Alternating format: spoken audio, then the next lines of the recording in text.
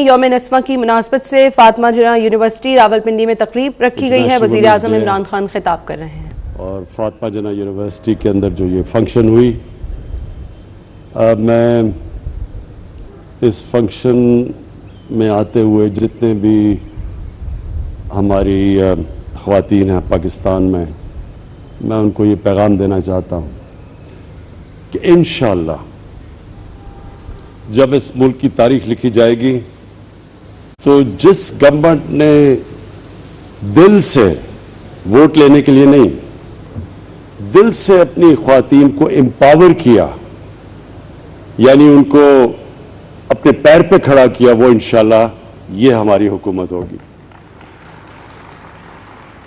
سب سے پہلے میں آپ کو ایک بہت عظیم مسلمانوں کا اسکالر تھے جن کو ابن خلدون کہتے تھے، یہ ماڈرن ہسٹری کے باپ سمجھے جاتے ہیں. آج سے 800 سال پہلے انہوں نے ایک بات کہی تھی. انہوں نے کہا، میں نے جتنی بھی قرآن شریف کا مطالعہ کیا ہے، میں ایک نتیجے پہ پہنچا ہوں کہ اللہ نے انسان کو دنیا میں بھیجا ہی ایک مقصد کے لیے، اور وہ ہے کہ اس کی زمین پہ انصاف قائم کرنا. یعنی اس انصاف کو اس نے عبادت کا رتبہ دیا ہے. تو جب ہم اپنے خواتین کی وراثت کے رائٹس کی بات کرتے ہیں، تو جس طرح ابھی فاروق نسیم نے بھی بات کی اور ملیکہ بخاری نے بھی کی کہ ہمیں یہ پتہ چلنا چاہیے، ہمیں اس چیز کی سمجھ ہونی چاہیے کہ ہمارے نبی صلی اللہ علیہ وسلم نے آج سے تقریباً 1500 سال پہلے عورتوں کو رائٹس دیے تھے انہیریٹنس کے، اور یہ 1920 میں یورپ کے اندر اور برطانیہ کے اندر تب عورتوں کو انہیریٹنس رائٹس ملنے شروع ہوئے تھے. لیکن مجھے افسوس سے کہنا پڑتا ہے کہ اس چیز کے باوجود پاکستان میں اکثر خواتین کو ان کے رائٹس نہیں ملتے. میرا حلقہ میاں والی، تو میں جب میاں والی کے اندر دیہاتی حلقے میں پھرتا تھا تو وہاں تو کوئی تصور ہی نہیں تھا کہ عورتوں کو ان کا حق دینا جائیداد کے اندر. وہ تو یعنی میں نے ان کو کئی دفعہ کہا کہ یہ تو اللہ کا حکم ہے، لیکن وہاں تو کوئی تصور ہی نہیں تھا. اور بدقسمتی سے یہ ہماری جو ٹریڈیشن آئی ہے یہ ہندوستان سے آئی ہے کہ جس طرح ابھی بات کی گئی کہ عورتوں کو تو جب آدمی خامد مرتا تھا تو کئی 100 سال پہلے ان کی تو ٹریڈیشن یہ تھی کہ عورت ساتھ اس کو مار دیتے تھے، وہ جل جاتی تھی، اسے جلا دیتے تھے، ستی کر دیتے تھے. آدمی جب جاتا تھا تو وہ جب لوگ مسلمان بھی ہوئے تو یہ ذہنوں میں یہ پرانا وہ جو سسٹم رہ گیا کہ عورت تو ایک پراپرٹی ایک آدمی کی کنسیڈر کی جاتی تھی. تو لہٰذا اس وجہ سے یہ ہمارے ابھی انہوں نے جو فاروق نسیم نے بات کی، آپ جس طرح ساؤتھ چلے جائیں جو فیوڈل سسٹم ہے، یہ فیوڈل سسٹم کے اندر عورتوں کو رائٹس نہیں ہیں، اور اس لیے یہ ہم نے قانون تو بنا دیا، لیکن اب یہ سارے معاشرے نے اس کو امپلیمنٹ کروانا ہے. اس کے اندر ایڈمنسٹریشن کا بھی کام ہے، اس کے اندر ہماری خواتین کا آپ سب نے شعور پیدا کرنا ہے. آپ پڑھی لکھی ہیں، آپ کے اوپر زیادہ ذمہ داری ہے کہ آپ شعور پیدا کریں کہ یہ اب قانون اجازت دیتا ہے ہمیں انفورس کرنے کے لیے. تو یہ ایک تو مجھے اس کی بڑی خوشی ہوئی، کیونکہ میں ہمیشہ سوچتا تھا کہ اللہ نے کبھی موقع دیا تو سب سے پہلے میں کوشش کروں گا کہ اپنی خواتین کو امپاور کریں، ان کا رائٹ ہے انہیریٹنس کا. اس کے ساتھ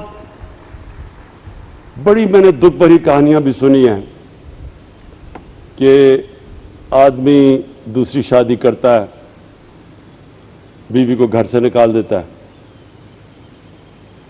بیوی کا کوئی رائٹ نہیں ہوتا, کئی دفعہ بچے بھی لے جاتا ہے. تو یہ اس کے لیے بھی پوری ہمیں جدوجہد کی ضرورت ہے کہ عورت کے رائٹس ہیں. ڈیورس کے اندر عورت کو رائٹ دینا پڑتا ہے, اس کے حقوق ہیں, اور اس کے لیے بھی ہمیں انشاءاللہ جیسے جیسے شعور بڑھتا جائے گا یہ بھی ہم انفورس کریں گے. اور تیسری چیز تعلیم. عورتوں کی جو تعلیم کے اوپر ہمیں زور دینا چاہیے تھا وہ نہیں دیا ہم نے. میں نے زندگی میں کامیابی حاصل کی اس کی بہت بڑی وجہ میری والدہ تھی. میری والدہ پڑھی لکھی تھی, اور ایک تو میری والدہ کو ان کے باپ نے ان کو وراثت میں حقوق دیے, ان کو پراپرٹی ملی. دوسرا کیونکہ ان کو پڑھایا ہوا تھا, پڑھی لکھی تھی, تو مجھے کھیلوں کا بڑا شوق تھا, سپورٹس کا بچپن سے شوق تھا.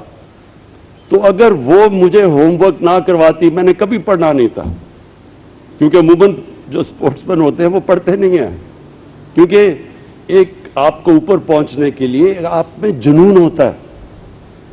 تو وہ جنون جب آپ کو ایک چیز سے ہو جاتا ہے تو ایک ہیومن مائنڈ جو ہوتا ہے وہ دوسری چیزوں پہ کانسنٹریٹ نہیں کرتا.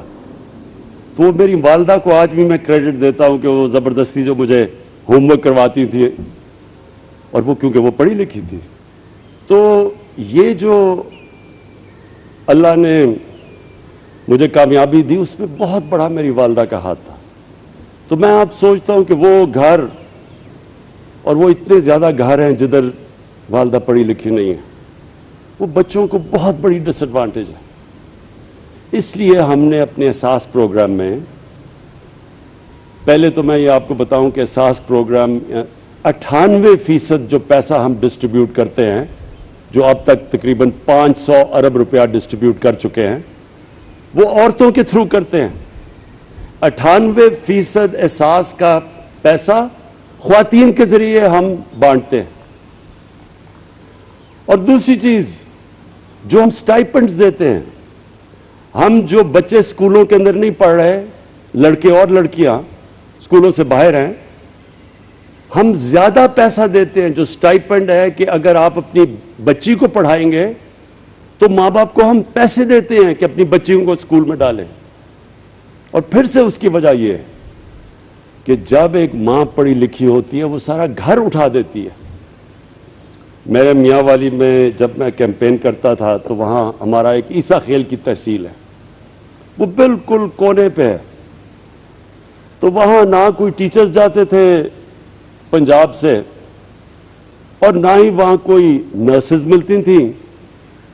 اس کا نتیجہ کیا ہوا کہ وہاں لڑکیوں کے اسکول کے اندر ہمیں استانیہ نہیں ملتی تھی, ہمارے ہاسپٹل میں نرسز نہیں ملتی تھی, کیونکہ وہاں بچیاں پڑھتی نہیں تھی, کیونکہ اسکول خالی پڑے تھے. تو وہ بھی میں نے ہمیشہ یہ سوچا کہ جب تک ہم اپنی بچیوں کو نہیں پڑھائیں گے یہ ملک آگے نہیں بڑھ سکتا. تو اس لیے ہم نے اسکالرشپس کے اندر, اور جو ہماری جو اوور آل اسکالرشپس ہیں 40% لڑکوں کے لیے ہیں, 60% لڑکیوں کے لیے.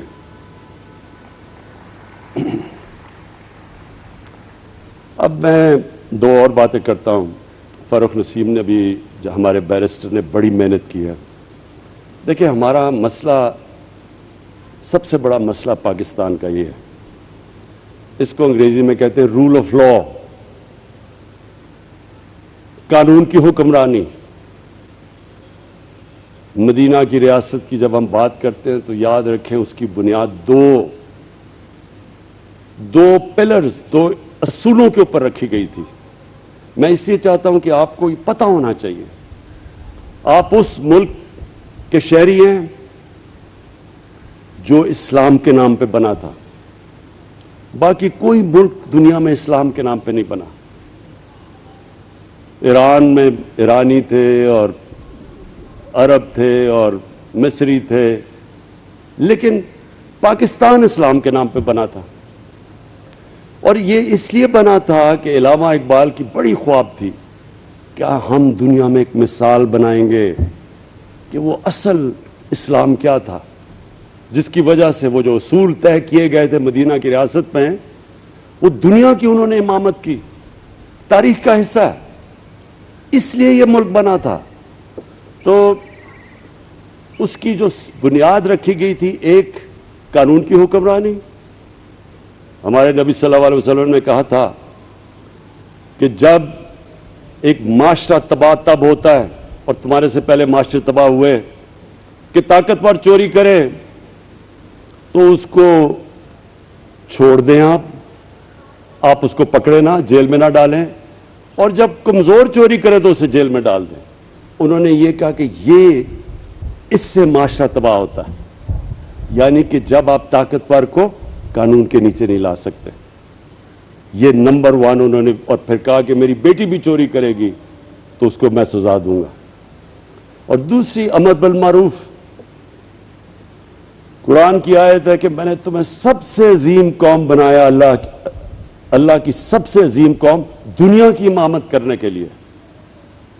اور پھر کہا تم اچھائی کے ساتھ کھڑے ہوتے ہو، اچھائی کے لیے جہاد کرتے ہو، اور برائی یا بدی کو اس کے خلاف ہوتے ہو، اس کے خلاف جہاد کرتے ہو، یعنی اچھے برے کی آپ تمیز کرتے ہیں۔ یہ 2 اصول تھے۔ تو جو قانون کی حکمرانی ہے وہ اس لیے مشکل ہمارے ملک میں، سب سے بڑی جہاد ہم لڑ رہے ہیں کیونکہ یہاں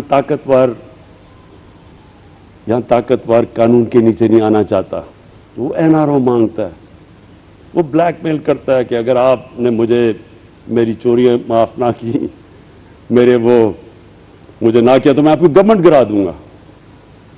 یہ ہے یہاں ملک کا المیہ بنا، اور جنرل مشرف جیسا ملٹری ڈکٹیٹر نے بھی گھٹنے ٹیک کے NRO دے دیے۔ لیکن آپ کے سامنے جو آدمی کھڑا ہے وہ NRO تو نہیں دینے لگا، لیکن وہ یہ آپ کو آج کہہ دے کہ وہ جب تک زندہ ہے ان کو NRO نہیں دے گا، جہاد لڑے گا ان کے اگینسٹ، کیونکہ اس میں میرے ملک کی بہتری ہے۔ میرے نبی کا فرمان ہے کہ جب تک آپ طاقتور کو قانون کے نیچے نہیں لے کے آتے، آپ کا معاشرہ تباہی سے نہیں بچ سکتا۔ آج دنیا اٹھا کے دیکھ لیں، سارے غریب ملک، جس ملک میں غربت ہے وہاں طاقتور چوری کر کے بچ جاتا ہے، کمزور صرف جیل میں جاتا ہے، قانون کی بالادستی نہیں ہے۔ ساری دنیا میں دیکھ لیں گے، سارے غریب ملک وسائل سے بھرے ہوئے ہیں، لیکن کیونکہ کمزور، صرف چور کمزور جیل میں جاتا ہے، کیونکہ طاقتور چور تو زیادہ چوری کرتا ہے۔ طاقتور چور تو بڑے بڑے لندن میں محلات خرید سکتا ہے، وہ چھوٹا چور تو بھینس چوری کرے گا، موٹر سائیکل چوری کرے گا، وہ تو کتنا نقصان پہنچا سکتا ہے۔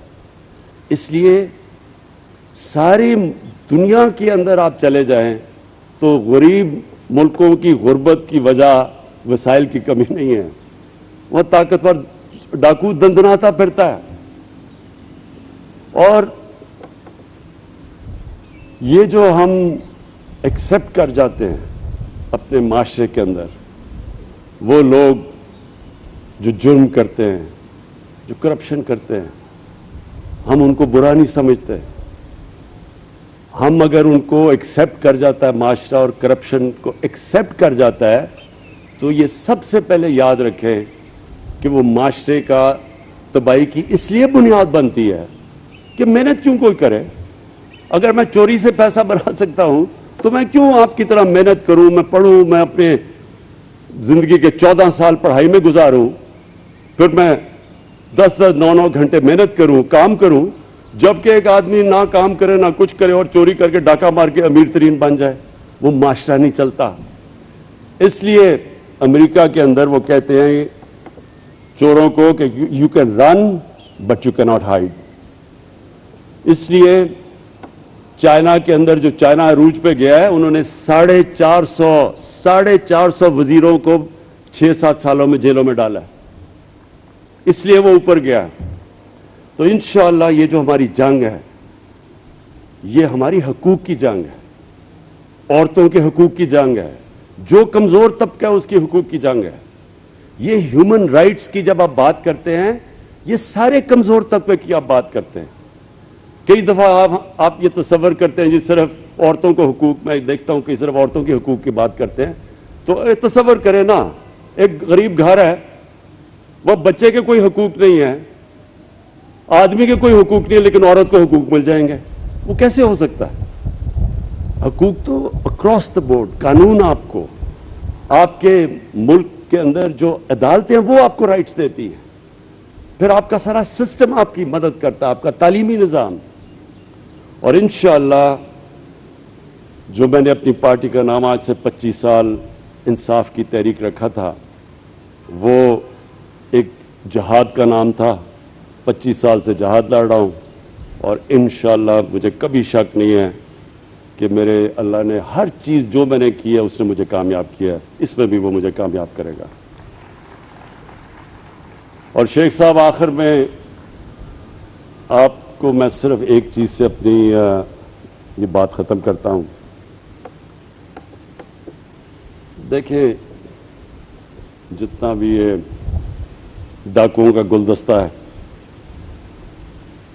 चोरों का टोला, ये जितनी भी कोशिश करे, जो भी कर ले, जितनी भी ये प्लानिंग कर ले, अल्लाह ने मुझे वो दुनिया में, जब दुनिया की क्रिकेट की तारीख में उन्होंने मुझे टॉप 5-6 कप्तानों में रखा था। यानी वो समझते हैं कि 5-6 टॉप कप्तानों में दुनिया की तारीख में मेरा भी नाम है। तो जो कप्तान हैं, शेख साहब ये याद रखें, कप्तान जब मैच खेलता है ना, तो वो अपने मुखालिफ की हर चीज़ के लिए तैयार होता है कि अगर वो टॉस जीतेगा तो मैं क्या करूंगा, मैं टॉस जीतूंगा तो मेरी टीम क्या होगी, वो अगर विकेट तेज बुलाएगा तो मैं कौन सी बॉलिंग खिलाऊंगा। यानी हर चीज़ की, ये जो भी मुखालिफ मेरे हैं, ये चोरों का टोला, डाकुओं का पुलंदा, गुलदस्ता, ये जो भी करेंगे शेख साहब, मैं इनके लिए तैयार हूं। शुक्रिया। रावलपिंडी में आलमी यौम नस्वा की मुनासबत से फातिमा जिन्ना यूनिवर्सिटी में तकरीब से वज़ीर आज़म इमरान खान खिताब कर रहे थे। उनका कहना था कि पीटीआई ने ख़वातीन को बाइख्तियार बनाने के लिए दिल से काम किया। ख़वातीन को बाइख्तियार बनाने में हमारे किरदार की तारीख गवाही देगी। तारीख में लिखा जाएगा कि पीटीआई हुकूमत ने ख़वातीन को खुद मुख्तार बनाने के लिए इक़दाम किए। उनका कहना था कि इस्लाम ने ख़वातीन को विरासत में हुकूक दिए हैं। इस्लाम ने ख़वातीन को जायदाद में हकदार बनाया है, बदकिस्मती से हमारे यहाँ नहीं दी जाती। यहाँ वक्त हुआ है एक ब्रेक का।